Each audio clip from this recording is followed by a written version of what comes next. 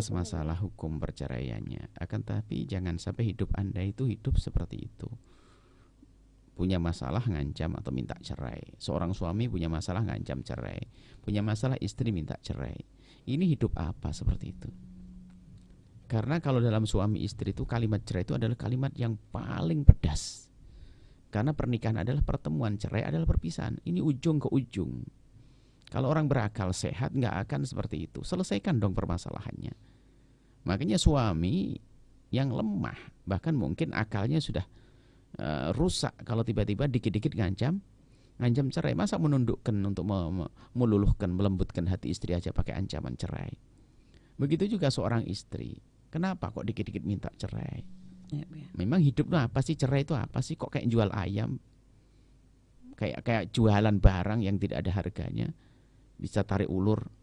Kalau pernikahan nggak begitu. Jadi jangan gampang lah Anda ini. Masalah hukumnya hukum sederhana. Kalau ini tidak diselesaikan, biarpun kami beri jawaban yang jelas, nanti juga muncul lagi karena Anda minta cerai. Ada apa? Kami himbau kepada para wanita semuanya. Jangan gampang minta cerai, jangan gampang minta cerai. Karena minta cerai adalah bagi suami yang punya perasaan menyakitkan. Karena cerai itu apa sih? Minta jauh dan minta pisah.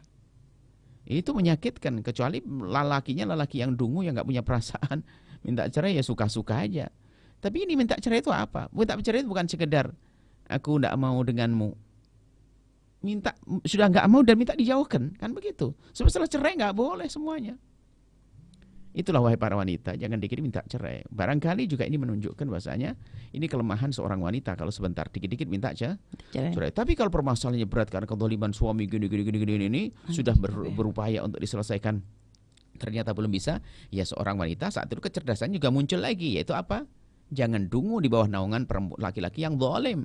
Maka hendaknya dia melepaskan diri dari kezaliman tersebut. Ini adalah juga solusi. Maka minta cerai atau ngajukan ke mahkamah, tentunya adalah di saat betul-betul dolimi dan seterusnya. Kemudian di sisi lain wahai para suami, hendaknya harus paham juga. Nah, kalau ada seorang wanita minta cerai dalam segala permasalahan, minta cerai itu sebetulnya Anda harus paham itu bahasa wanita yang lembut itu. Sebetulnya kalimatnya minta cerai, tapi artinya bukan. Karena dia tahu bahasanya cerai itu bukan di tangannya dia. Sebetulnya minta cerai itu adalah bahasa yang sangat terbatas mungkin karena dikuasai oleh perasaannya, sehingga bahasa wanita itu sangat terbatas. Ingin menyelesaikan masalah itu caranya bagaimana? Maka dia pakai bahasa cerai. Jadi artinya, ayo cerai saja saya, itu maksudnya apa? Abang, berubahlah. Maka laki-laki yang paham dengan bahasa wanita, bukan dituruti dengan perceraian. Maksudnya kalau sudah seorang wanita minta cerai itu biasanya, kalau wanitanya baik-baik, ya kita yang jelek sebagai suami. Maka ayo berbenah. Ayo kita menjadi santun, lembut, penuh kasih, memperhatikan dan seterusnya. Seperti itu. Nah kalau ternyata memang istrinya sudah dibenahi masih saja semacam itu, maka baru nanti solusi perceraian yang sesungguhnya bukan dikit-dikit juga kita turuti. Akan tapi sudah melalui proses yang panjang, upaya, nasihat dan seterusnya, baru nanti Anda sebagai seorang laki-laki memutuskan perceraian seperti itu. Selesai. Ini pertama. Kemudian kepada yang bertanya, adapun Anda sendiri juga aneh, sudah pertama sering minta cerai. Setelah itu Anda kok sibuk dengan mencari niatnya suami. Sekarang Anda tanya saja, sudahlah jangan terlalu banyak dibahas. Bahas soal perceraian. Bahas itu bagaimana kita hidup yang enak. Itu loh, pembahasan tuh yang positif.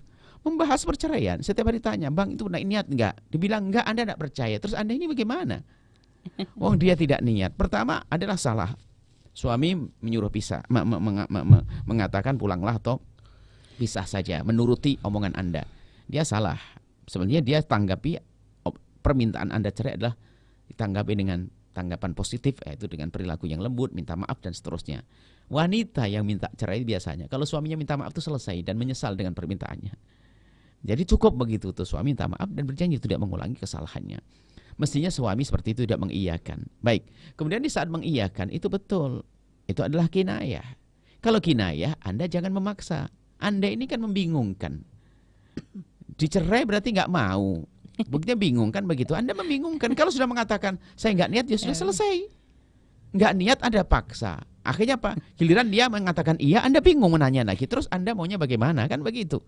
Jadi kalau seorang suami menyampaikan tolak kinayah, kemudian ditanya adalah nggak niat, ya sudah cukup.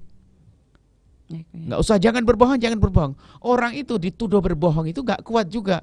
Akhirnya ya biar tidak dianggap bohong ya, iya mau apa kamu? Terus gimana? Akhirnya setelah sadar ngomong, memang saya tidak pernah niat. Anda yang memaksa. Sudah selesai, cukup. Suami Anda ada percaya, selesai. Kalau sudah mengatakan tidak ada niat, ya sudah tidak ada niat. Adapun yang kedua, waktu mengatakan dia ada niat itu kan karena dia mengaku itu paksaan dari Anda. Karena Anda terus nanya terus, dia kesel.